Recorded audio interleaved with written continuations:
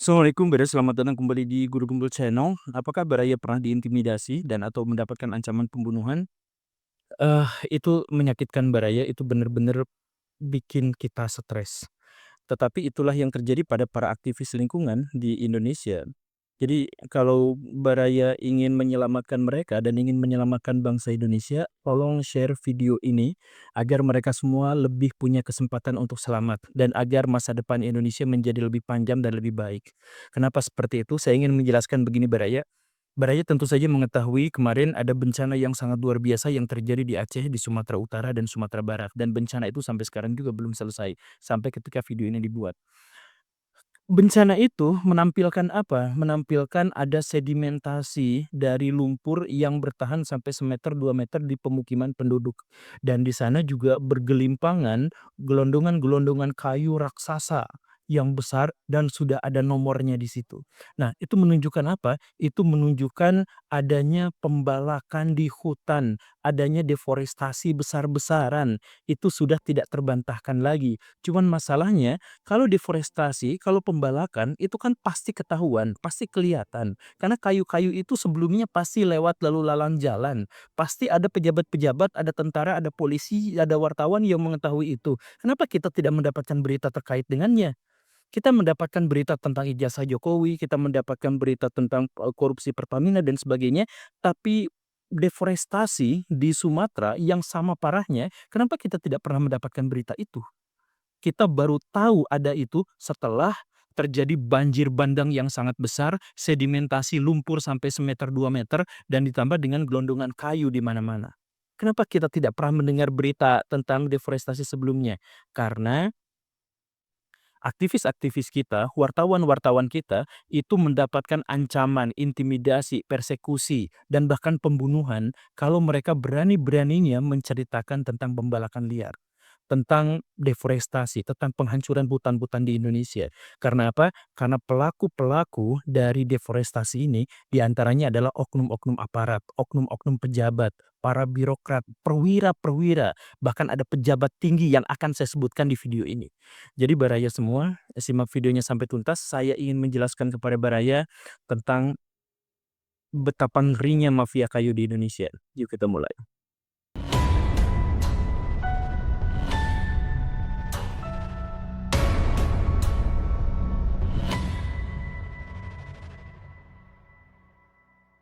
19 Mei tahun 2010 ada 2 orang wartawan dari News Investigasi Medan, namanya adalah Pak Ahmadi dan Pak Aziz. Beliau ketika sedang melakukan peliputan di Alafan, salah satu kecamatan di Aceh, beliau menemukan adanya penggundulan hutan dan pembabatan pohon-pohon itu yang dilakukan oleh warga justru terjadi di dekat kantor polisi. Mereka datang menghampiri orang-orang yang sedang membalak itu. Dia nanya, "Bapak-bapak, bukankah menebang pohon di sini itu tidak boleh? Ini kan kawasan yang semestinya clear dari pembabatan, kok bisa melakukan ini?" Lalu warga mengatakan dengan entengnya, "Gak apa-apa Pak, kalau di sini emang udah disuruh, ini yang nyuruhnya juga adalah Pak Polisi. Yang nyuruhnya adalah perwira Anu dengan nama Anu."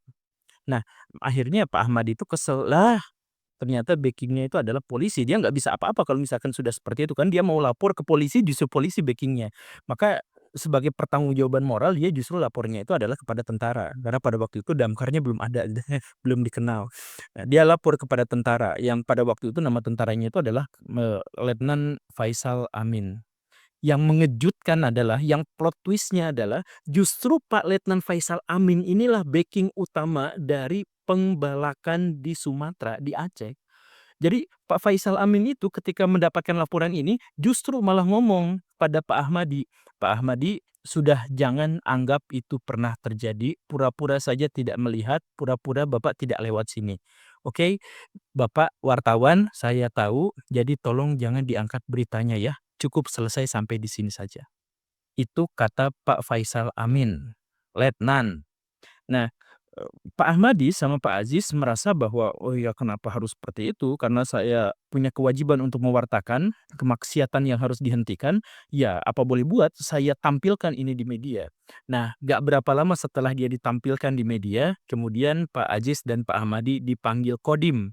Pak Aziznya disuruh pulang, sedangkan Pak Ahmadinya ditahan di situ, disiksa 4 jam, digebukin, ditendangin, diancam, diintimidasi, dimarahin dengan pistol yang diarahkan kepada tubuhnya, kepada kepalanya, dan sambil dikatakan padanya bahwa kamu dan keluarga kamu itu akan dibunuh kalau masih mau melaporkan itu. Kalau sekarang kamu melaporkan itu di media, cabut kembali tulisan itu atau keluarga kamu hilang semuanya. Itu ancaman yang seperti itu. Pak Ahmadi dibebaskan setelah 4 jam disiksa itu, karena ya ada kompromi katanya mau ditarik kembali beritanya. Tetapi Pak Ahmadi sebenarnya tidak mau menarik menarik berita itu, beliau malah kabur gitu. Cuman ya sejak saat itu hidupnya menjadi tidak baik-baik saja, maksudnya dia harus lepas dan pisah dengan keluarganya, karena untuk melindungi keluarganya. Dan beliau diteror dan sekarang sedang ya sampai beberapa waktu yang lalu itu sampai mencari-cari bantuan ke sana dan kemari, karena beliau diintimidasi. Sedangkan Bapak Letnannya yang tadi itu juga sudah dilaporkan, tapi tidak tahu apakah ada tindak lanjutnya atau tidak. Ya, seperti itu. Nah, itulah kasus atau kejadian yang terjadi pada aktivis, pada wartawan, kalau berani-beraninya membahas tentang pembalakan di hutan-hutan Nusantara. Dan kalau Baraya menganggap bahwa itu masih biasa-biasa aja, itu sebenarnya saya jelaskan Baraya itu sama sekali belum seberapa. Saya jelaskan kasus yang lebih ngeri lagi. Abi Kusno Nahran, seorang warga lokal Kalimantan, suku Dayak, ketika dia pulang dari Tanah Suci, beliau menjadi semakin terinspirasi dan termotivasi untuk membongkar illegal logging yang terjadi di Kalimantan, khususnya yang menyerang wilayah-wilayah yang seharusnya menjadi pusat konservasi, di antaranya adalah Tanjung Putin. Nah, di sana itu kan banyak illegal logging. Maka dia ngajak sama teman-teman wartawannya, "Ayo kita sama-sama bahas ini, kita angkat ini biar publik itu tahu bahwa di kawasan yang tidak boleh tersentuh ini pun justru malah pembalakan liar itu marak terjadi. Yuk sama-sama."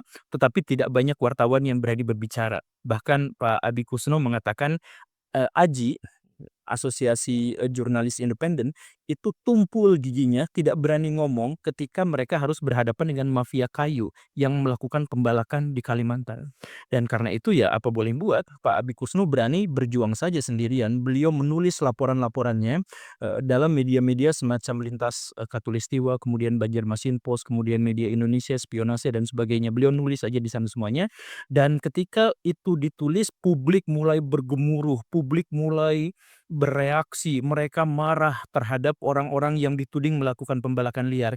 Tetapi di sisi lain Pak Abi Kusnonya juga mulai mendapatkan rangkaian intimidasi, teror, mulai ada ancaman-ancaman ke sana kemari dan sebagainya. Tapi luar biasanya Pak Abi itu adalah seorang pejuang dan terus aja menuliskan, memberitakan ini. Sampai akhirnya Pak Abi ini berhasil untuk menggagalkan penyelundupan kayu 3 kapal besar yang milik Cina, yang awalnya harus membawa kayu-kayu dari Nusantara, itu gagal. Digagalkannya adalah sama Pak Abi Kusno ini. Tapi bukannya mendapatkan gelar kepahlawanan, bukannya dihargai, tak lama setelah itu Pak Abi Kusno dicegat orang tidak dikenal di tengah jalan. Dan di sana beliau dikeroyok oleh sekitar 15 sampai 20 orang yang semuanya bawa senjata, termasuk Mandau. Beliau digebukin, dikeroyok, dan ditusuk, dibacok, ditebas, diapa-apain. Pokoknya emang niatnya ngebunuh. Pak Abi pada waktu itu selamat, cuman selamatnya juga dengan agak ada campur tangan mukjizat sepertinya. Jadi beliau ditolong oleh warga, dikira oleh warganya itu meninggal, dalam kondisi meninggal dunia. Makanya dibawa ke rumah sakit, di rumah sakit juga langsung dibawanya ke kamar mayat gitu. Karena pada waktu itu Pak Abi Kusno itu tubuhnya udah bener-bener hancur gitu, udah porak-poranda gitu, jarinya udah hilang semua, ada tebasan ada tusukan, ada luka tusukan itu sampai 17 biji, kemudian kulit kepalanya itu seperti dikupas. Hampir lepas dari batok kepalanya itu, kupingnya juga udah ngaplek gitu. Udah parah banget, udah seperti itu. Cuman di kamar mayat beliau itu sadar dan punya kesempatan dengan sekuat tenaganya menggerakkan jempol kakinya, dan akhirnya suster dan perawat di sana menyadari bahwa Pak Kusno ini masih hidup. Sehingga dibawa, dirawat, sampai 3 bulan lamanya mendapatkan operasi sana sini sehingga akhirnya beliau bisa selamat pada waktu itu. Dan setelah selamat beliau mengatakan, "Yang melakukan ini pada saya, yang melakukan upaya pembunuhan pada saya itu adalah Haji Abdul Rashid, pemilik perusahaan kayu Tanjung Lingga. Nah, itu nama perusahaannya. Eh, Beliau itu kalau Baraya mau tahu ya, Pak Abdul Rashid itu adalah seorang anggota DPR, anggota MPR pada waktu itu, dan beliau berasal dari Partai Golkar. Dan sekarang kita kenal beliau itu sebagai satu di antara 9 haji yang konon katanya bisa mendongkel 9 naga di Indonesia. Ya konon katanya seperti itu ya. Tapi ya apapun itu, kita balik lagi ke Pak Abi Kusno. Pak Abi Kusno itu setelah mendapatkan hidup yang kedua kalinya, walaupun dengan tangan yang tidak bisa lagi digerakkan, kemudian tangan yang lainnya hanya sisa jempolnya saja. Luar biasanya adalah beliau tetap bergerak, beliau tetap berjuang, beliau tetap menulis masalah-masalah illegal logging. Sampai akhirnya ada sebuah kejadian yang cukup mengerikan. Di tahun 2006, beliau itu sedang meliput pembalakan liar di Muara Bulan, Kalimantan. Tak lama setelah itu, beliau itu mendapatkan satu kotak yang isinya adalah kain kafan, yang di situ bertuliskan, "Jangan ganggu gugat mata pencaharian kami." Karena merasa sudah terbiasa diintimidasi, diteror, diprovokasi, ditakut-takuti, ya Pak Abi tetap aja melangsungkan kegiatannya sampai akhirnya seminggu kemudian beliau meninggal karena kecelakaan. Kecelakaan ya, karena kecelakaan, meninggal karena kecelakaan. Itulah yang terjadi Baraya pada aktivis-aktivis, pada wartawan-wartawan kita, dan lain sebagainya. Dan yang lebih buruk daripada itu apa? Yang lebih buruknya adalah bahwa Pak Abi itu oleh wartawan bukannya disebut pahlawan, bukannya disebut apa-apa, tapi beliau itu justru disebut sebagai jurnalis abal-abal, penulis yang tidak becus. Dan dia diwajarkan ketika dipersekusi, diancam, dan dibunuh, itu diwajarkan ya, sekali lagi diwajarkan oleh wartawan ini dan itu, ya karena ya wajar salah sendiri kenapa dia itu senggol-senggol kepentingan orang lain. Nih media ini yang memberitakan bahwa dia itu adalah wartawan yang biasa-biasa aja dan wajar kalau ada orang yang marah pada dirinya. Sekelas wartawan yang lain itu ternyata juga mendapatkan ancaman, tekanan, atau yang semacam itu, Baraya. Jadi, ya sekali lagi Baraya harus men-share video ini biar apa? Biar ada banyak sekali gerakan, sebab kalau yang bergerak cuma satu, yang bergerak cuma dua, mereka lah yang akan menanggung penderitaan, bahkan mereka lah yang akan menanggung kematian. Tapi kalau misalkan kesadaran masyarakat kita terhadap lingkungan menjadi jauh lebih besar, yang protes dan komplain pada korporat itu menjadi lebih besar, saya yakin perjuangan kita tuh bisa untuk menyelamatkan masa depan Indonesia. Agar anak cucu kita tuh masih bisa menikmati hutan, agar anak cucu kita itu masih bisa menikmati air yang melimpah, agar anak cucu kita itu bisa hidup dengan lebih bahagia. Baraya itu kan tujuan kita itu. Dan Baraya ini plot twist, saya lanjutkan ceritanya ya. Ketika Pak Abi Kusno itu mendapatkan kematian yang tragis seperti itu, tebak apa yang terjadi pada pihak yang dituding olehnya sebagai pembunuhnya atau sebagai orang yang melakukan tindakan kekerasan padanya. Namanya saya sebut tadi itu adalah Pak Abdul Rashid. Beliau satu dari 9 haji pengusaha kaya raya di Kalimantan yang juga menjadi seorang politikus. Ternyata beliau bukan hanya dilaporkan oleh Pak Abi Kusno sebagai pembalak liar, tetapi yang melaporkannya itu banyak dari dalam dan luar negeri. Di antaranya adalah laporan timber trafficking tahun 2001, kemudian ada Above the Law tahun 2003, kemudian Raksasa Dasamuka tahun 2007. Itu semua mewartakan bahwa Pak Abdul Rashid ini memang mafia kayu. Itu Baraya silakan cek laporan-laporannya di situ ada semua gitu. Jadi iya beliau adalah pejabat, politikus, orang kaya dan karena itu ya mungkin bisa melakukan, tapi sekali lagi ini mungkin ya, karena ini adalah laporan sepihak dari beberapa orang, sedangkan pihak yang ditudingnya itu sama sekali membantah, begitu ceritanya. Cuman kalau itu memang benar-benar terjadi, yang menjadi pertanyaan kita adalah sebanyak apa sebenarnya wartawan yang pernah dibunuh, yang pernah dihilangkan nyawanya, yang pernah dipersekusi dan sebagainya. Saya tidak tahu jumlahnya, tetapi jumlah itu cukup untuk meyakinkan kita agar kita tidak lagi mendapatkan berita tentang illegal logging, tentang kerusakan lingkungan yang terjadi di pulau-pulau di Indonesia. Mbak Raya nggak banyak kan mendapatkan berita-berita semacam itu, ya karena wartawan-wartawannya diancam. Dan, ada plot twist berikutnya, ada plot twist berikutnya ya. Ternyata Pak Abdul Rashid ini adalah paman dari mafia kayu yang lain, atau yang disebut sebagai mafia kayu yang lain, yaitu Sugianto Sabran. Sugianto Sabran itu adalah mantan gubernur Kalimantan Tengah dan anggota DPR juga, dari Partai PDIP. kalau tidak salah ya, oleh Tempo. Beliau itu disebut sebagai terduga mafia kayu, kemudian divonis merekayasa kemenangannya dalam pilkada, dan kemudian beliau adalah orang yang suka menyiksa. Nah ini catatannya ya, beliau itu adalah orang yang suka menyiksa aktivis dan wartawan lingkungan. Jadi ada wartawan internasional yang namanya adalah Faith Doherty, itu datang jauh-jauh ke Indonesia untuk meliput dan itu pun disiksa Baraya, disiksa. Padahal dia cewek gitu. Disiksa habis-habisan demi untuk membungkamnya agar tidak membicarakan kepada publik tentang apa yang terjadi. Mantap kan? Mantap. Dan ada plot twist di balik plot twist, di balik plot twist lagi, yaitu apa?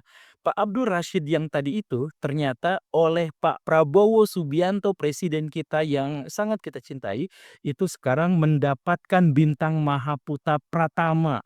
Penghargaan yang luar biasa diberikan kepadanya karena beliau adalah orang yang menghidupkan ekonomi Kalimantan. Takut diapa-apain saya, jadi tepuk tangannya nggak kena gitu ya. Ya, begitu ceritanya. Tapi kan itu terjadi di masa lalu, itu kan terjadi di tahun 2006, 2010 dan sebagainya. Iya, tapi kalau Baraya mau ngecek datanya lebih ngeri lagi Baraya, karena justru dari tahun ke tahun pembungkaman, penghilangan nyawa, intimidasi terhadap para aktivis dan wartawan lingkungan hidup itu justru naik dari tahun ke tahun. Sebagai kita ambil contoh ya, di tahun 2014 itu cuman ada 5 orang yang mendapatkan perlakuan seperti itu. Tetapi di tahun 2023 kemarin itu naik 6 kali lipat jadi 30 orang atau 30 kasus sebenarnya. Dan totalnya dari tahun 2014 sampai 2023 ada 133 kasus di mana wartawan dan atau aktivis dibungkam agar dia tidak berbicara soal pembalakan liar.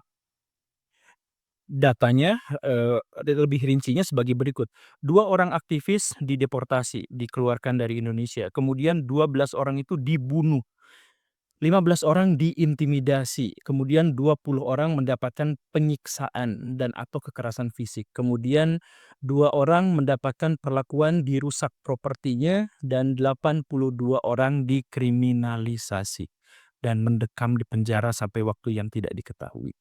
Itulah nasib dari para aktivis dan wartawan. Saya ulang-ulang seperti itu agar apa? Agar kita semua Baraya ikut berjuang. Sekali lagi mereka bisa mendapatkan perlakuan yang seburuk itu tuh karena apa yang mereka lakukan dan mereka katakan itu mereka lakukan sendirian, mereka nggak punya teman, semua orang tuh takut, semua orang tuh mundur. Tapi coba kalau misalkan kita berani aja, berani untuk berbicara, berani speak up ke ruang publik dan sebagainya, mungkin orang-orang yang mengancam dan mengintimidasi itulah yang akan ketakutan. Kalau diviralkan kan mereka yang ketakutan. Jadi please Baraya, makanya share video ini ke sebanyak mungkin orang agar kita semua bisa mendapatkan penghidupan yang jauh lebih baik di masa depan dan agar orang-orang jahat itu mendapatkan karmanya di dunia. Ayo kita berjuang Baraya, dan saya juga mengatakan ini untuk urusan kepentingan pribadi Baraya. Jadi saya tentu saja mengandalkan Baraya semua. Jadi kalau ada apa-apa kepada saya sudah wartakan ini kepada Baraya gitu. Semoga ini bisa menjadi bumper dan saya bisa selamat dari perilaku-perilaku dan kejadian-kejadian yang tidak baik. Terima kasih karena sudah menyimak. Saya Guru Gembul. Assalamualaikum warahmatullahi wabarakatuh.